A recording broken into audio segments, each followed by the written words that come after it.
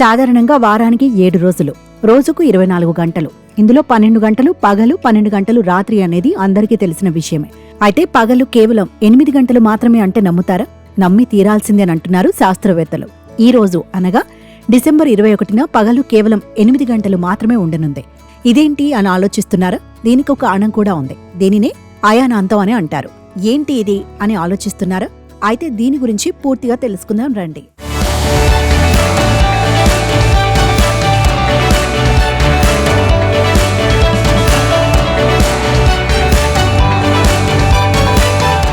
ఈ ఏడాది మొత్తానికి ఈ రోజు అంటే డిసెంబర్ 21 ప్రత్యేకమైన దినమని శాస్త్రవేత్తలు చెబుతున్నారు.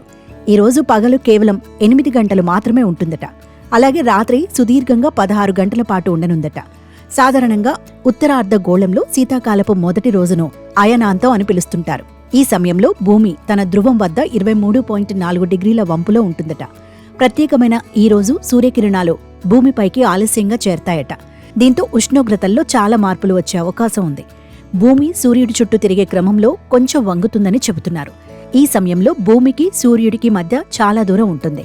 అలాగే చంద్రుడి కాంతి ఎక్కువ సమయం ఉంటుంది. ప్రతి ఏడాది శీతాకాలంలో ఇలాంటి ఓ ప్రత్యేకమైన రోజు వస్తుంది. అంటే శనివారం రోజున సూర్యుడు భూమి దక్షిణార్ధ గోళంలోని అత్యున్నత బిందువులో ఉంటాడన్నమాట.